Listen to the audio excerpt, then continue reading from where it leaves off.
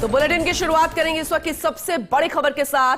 देश में आज से 3 नए आपराधिक कानून लागू हो रहे हैं। भारत की आपराधिक न्याय प्रणाली में दिखेंगे अब कई बदलाव। औपनिवेशिक युग के 3 पुराने कानून अब समाप्त हो गए हैं। पूरे देश में भारतीय दंड संहिता आईपीसी, दंड प्रक्रिया संहिता सीआरपीसी, 1872 के भारतीय साक्ष्य अधिनियम के भारतीय न्याय संहिता बदले। भारतीय नागरिक सुरक्षा संहिता और भारतीय साक्ष्य अधिनियम लागू नए कानून से आधुनिक न्याय प्रणाली की जाएगी सुनिश्चित।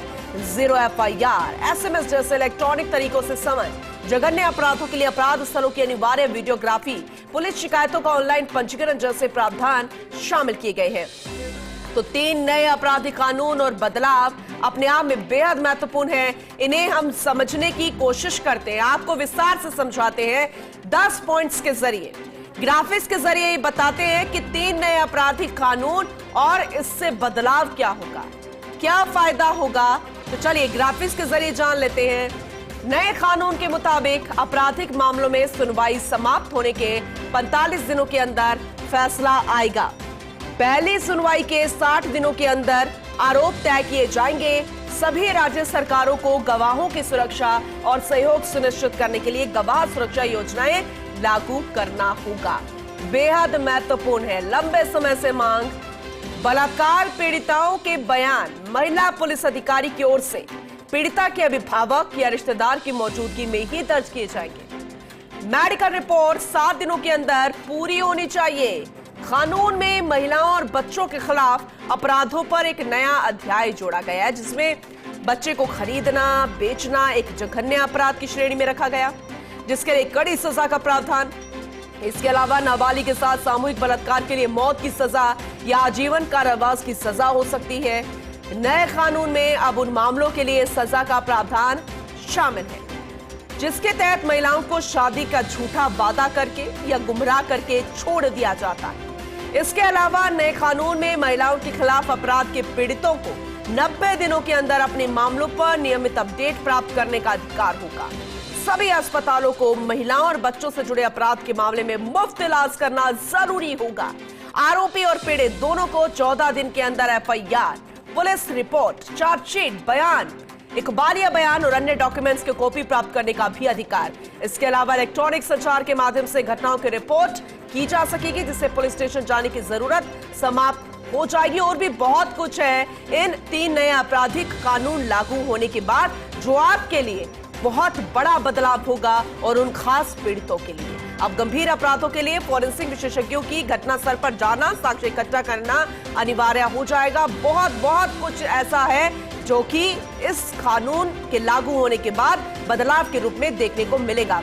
हमारे खास सहयोगी हमारे साथ जुड़ चुके हैं गौरव, उनसे ज्यादा डिटेल में समझेंगे। गौरव, टेक्निकली विस्तार से जरा समझाइएगा, क्योंकि कुछ ऐसे कानूनों में प्रावधान है जिसकी मांग लंबे समय से थी। इंप्लीमेंट कैसे होगा? देशव्यापी से आज लागू कर दिया जाएगा। अलग अलग कार्यक्रम अन्य राज्यों में अगर देखा जाए तो, क्योंकि राजस्थान में भी एक खास कार्यक्रम आयोजित किया जा रहा है, डिटेल में समझाइए। जी, मैं बताना चाहूंगा कि ये जो कानून है, नए कानून है, ये आमजन को देखकर बनाए गए हैं और आमजन की सुविधाओं को देखकर बनाए गए हैं। सबसे मोटी बात यह है कि इन कानूनों का जो एग्जीक्यूशन होगा उसमें डिजिटलाइजेशन का महत्वपूर्ण रोल है। यानी कि जो अभी तक डिजिटलाइज व्यवस्थाएं थी उनमें कानून को शामिल नहीं किया गया, तो यहाँ पर कानून को डिजिटल युग को देखते हुए इसको शामिल किया गया है। ठीक है। यहाँ जो एक महत्वपूर्ण बात था कि पहले एक कानून था 124 में जो राजद्रोह था, वो अब देशद्रोह बन गया है। यानी कि अब राजद्रोह की जगह देशद्रोह शब्द प्रयोग किया जाएगा। मैं आपको बताना चाहूंगा कि इस मैटर को लेकर सुप्रीम कोर्ट में भी कई याचिकाएं दायर की गई थी, लेकिन अब देशद्रोह कानून रहेगा। सबसे दूसरी बड़ी बात की, और जैसे बड़े केसेस हुए और उनमें अपराधी भाग जाते थे बड़े बड़े स्कैम करके, तो उनकी संपत्तियों को जब्त करने का कोई वैधानिक कानून नहीं था।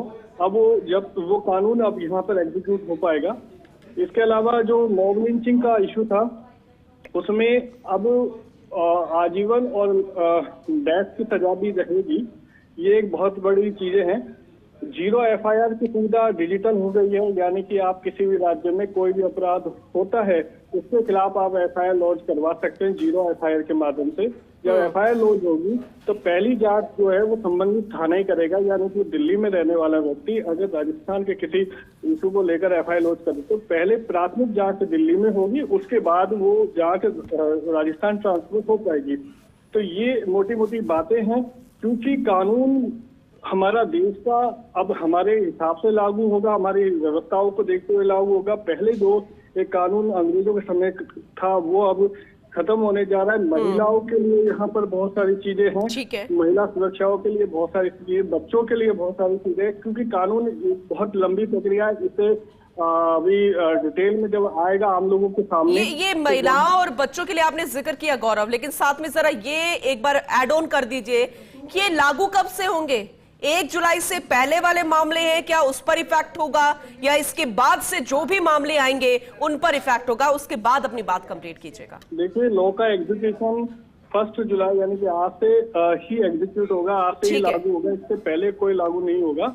लेकिन मैं थोड़ा सा आपको ये भी बता देना चाहता हूँ कि कुछ जगह इस कानून के एग्जीक्यूशन को लेकर ऑब्जेक्शन है। वेस्ट बंगाल में आज ब्लैक डे मनाया जा रहा है, वहाँ की बार एसोसिएशन ने इसका अपोज किया है। तो बार काउंसिल ऑफ इंडिया ने भी ये कहा है कि हम इसमें परामर्श करेंगे।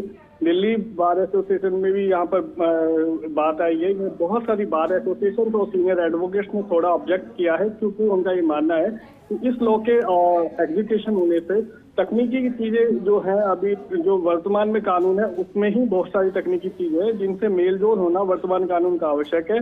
प्रॉपर एजुकेशन के लिए उन्होंने इसमें थोड़े इसको डेफर करने की मांग की है, यानी कि इसको टालने की बात की है। पश्चिम बंगाल सरकार ने भी इसको टालने की बात करी है, वहाँ के 1-2 सांसदों ने भी चिट्ठी लिखी है।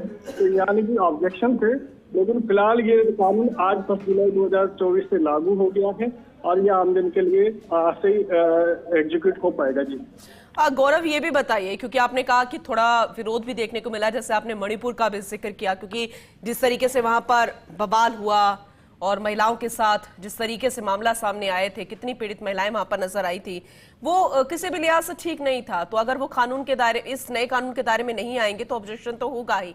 क्या कोई भी थोड़ी सी भी गुंजाइश है कि कुछ बदलाव इस नए कानून में भी किए जा सके जो आज से लागू हो रहे हैं? जी, मैं बताना चाहूंगा कि ऑब्जेक्शन तो पश्चिम बंगाल से है, मणिपुर से नहीं है। मणिपुर असम जो पूर्वोत्तर राज्य है वहां पर लैंग्वेज का इशू है, क्योंकि अभी इसका प्रॉपरली सब जगह अनुवाद नहीं। पश्चिम बंगाल में किस चीज को लेकर इशू है गौरव, बताएगा? और क्या मणिपुर से इस तरह की कोई जानकारी मिली, क्योंकि वहां पर भी इस तरीके से जो माहौल गरमाया था, क्या उसे लेकर भी ऑब्जेक्शन आ सकता है कि वहां पर इस तरीके से मामलों को दर्ज क्यों नहीं किया जाएगा? जी, मैं बताना चाहूंगा कि पश्चिम बंगाल और मणिपुर दोनों में जो वहाँ की वर्तमान व्यवस्थाएं हैं, वहाँ पर जो अल्पसंख्यक और बहुसंख्यक का विवाद चलता रहता है। तो वहाँ अल्पसंख्यकों के लिए जो कानून है, यानी कि उनके लिए जो कानून की विशेष व्यवस्था की मांग थी वो नहीं हो पाई पूरी, तो उसको लेकर उनका थोड़ा सा ऑब्जेक्शन है। जी, और दूसरा लैंग्वेज का इशू है यहाँ पर कि जो पूर्वोत्तर राज्य है वहाँ पर इस कानून का भी पूरा अनुवाद नहीं हो पाया है, तो वहाँ पर वहाँ के लोगों के लिए ये थोड़ी सी प्रॉब्लम है।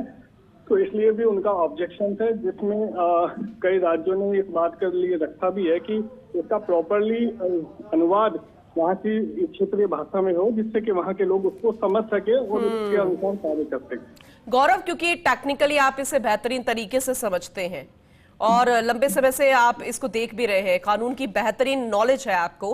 ग्राफिक्स के जरिए हम पूरी डिटेल तो दे रहे हैं, लेकिन मोटे मोटे अगर इसको समझे तो ऐसे कौन से ऐसे बदलाव है जो आम जनता पर सीधा हिट करेंगे, जिससे लंबे समय से मांग चल रही थी? जैसे कि नए कानून के लागू होते 0 FIR है, SMS के जरिए इलेक्ट्रॉनिक यहाँ पर तरीका देखने को मिलेगा। इस तरह महिला बच्चों का आपने जिक्र किया, लेकिन एक ऐसे सिंपल लैंग्वेज में अगर देखें तो कौन कौन से ऐसे बदलाव?